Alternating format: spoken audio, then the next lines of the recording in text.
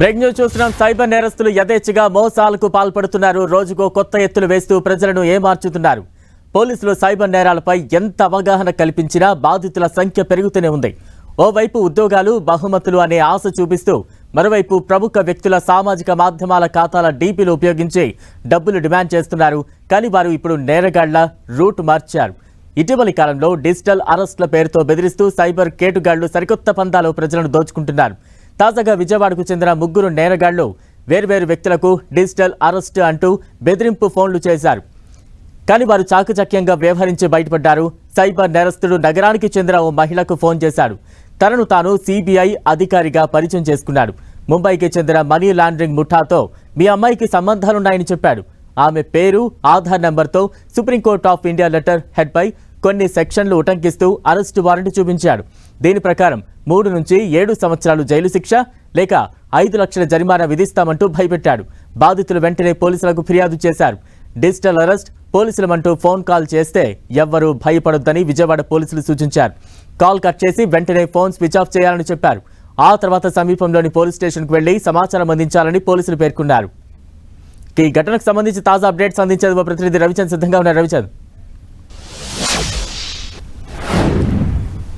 బలరాం, ఆంధ్రప్రదేశ్లో డిజిటల్ అరెస్టులు అంటూ సైబర్ క్రైమ్స్ అయితే కొత్త పుంతలు దొక్కుతున్నాయని చెప్పుకోవచ్చు. ఈ మధ్యకాలంలో పోలీసులకి ఎక్కడ చూసినా కూడా ఇటువంటి కేసులే వస్తూ ఉన్నాయి. ముఖ్యంగా దీంట్లో పోలీసులు కూడా బాధితులుగా ఉండటం గమనార్హం. బలరాం, ఏదైతే రాష్ట్ర వ్యాప్తంగా చూసుకుంటే కూడా రిటైర్డ్ ఉద్యోగులు బాగా ఎక్కువ మంది మోసపోతూ ఉన్నారు. ఏదైతే వీడియో కాల్స్లోకి వస్తున్నారు, డిజిటల్ అరెస్ట్ అంటూ భయభ్రాంతులకు గురి చేస్తున్నారు. బొంబాయి నుంచి హిందీలో మాట్లాడుతున్నారు. ఇదంతా కూడా నార్త్ ఇండియన్ గ్యాంగ్స్ చేస్తున్న పనిగా పోలీసులు అయితే చెప్తున్నారు. ఎందుకంటే పోలీసులు మొత్తానికి బ్యాంకులను కావచ్చు, బ్యాంకు సిబ్బందికి కూడా కొంత ఎడ్యుకేట్ చేస్తూ ఉన్నారు. ఎవరైనా అనుమానాస్పదంగా బ్యాంకు దగ్గరికి వచ్చి ఆర్టీజీఎస్ కానీ ఏమన్నా కార్యక్రమాలు చేస్తుంటే వారిని అబ్జర్వ్ చేయండి, మా పోలీసులు కూడా ఇన్ఫార్మ్ చేయమని అని కూడా చెప్తున్నారు. ఈ మధ్యకాలంలో పోలీసులు కూడా బ్యాంకులకు వెళ్ళి అందరికి కూడా కౌన్సిలింగ్ ఇస్తున్నారు. సోషల్ మీడియా ద్వారా అవేర్నెస్ అయితే క్రియేట్ చేస్తున్నారు. కానీ ఈ ఆగడాలు అయితే ఆగటం లేదని చెప్పుకోవచ్చు. ఈ రోజు చూసుకుంటే కనుక ప్రతి ఇంటిలో కూడా ఏదో ఒక సైబర్ క్రైమ్ బాధితులు అయితే మనకి కనిపిస్తున్నారు. రిటైర్డ్ ఉద్యోగులు కావచ్చు, వృద్ధుల్ని బాగా టార్గెట్ చేసుకుంటున్నారు. పోలీసు అధికారులు, జడ్జీలు కూడా మోసపోయిన సంఘటనలు కూడా మనం చూస్తున్నాం. ఆంధ్రప్రదేశ్లో అయితే ప్రతి సిటీలో కూడా ఈ విధమైన మోసాలు రోజు రోజుకి పెచ్చిరెళ్లిపోతున్న పరిస్థితి కనిపిస్తుంది. విజయవాడ నగరానికి చెందిన కేసులు కూడా ఎక్కువ అవుతున్న నేపథ్యంలో పోలీసులు కూడా అప్రమత్తమయ్యారు. సిటీ పోలీస్ కమిషనర్ ఆధ్వర్యంలో ప్రత్యేకంగా సైబర్ క్రైమ్ నివారించడానికి ఎక్కడికక్కడ టీమ్స్ ను కూడా ఫామ్ చేసి ఎక్కడ ఎవరు కూడా ధైర్యంగా ఉండాల్సిన అవసరం ఉంది. మీ దృష్టికి ఏదొచ్చినా కూడా పోలీసులకి సమాచారం ఇవ్వాలని కూడా వారు చెప్తూ ఉన్నారు. బలరాం, అంటే ఇటువంటి సైబర్ నేరగాల నుంచి మనల్ని మనం కాపాడుకోవడం సాధ్యమేనా? ఎటువంటి జాగ్రత్తలు తీసుకోవాలని అవగాహన కల్పిస్తున్నారు. మరోవైపు ఇటువంటి సైబర్ నేరగాలను గుర్తించడం ప్రస్తుత రోజుల్లో సాధ్యమవుతోందా?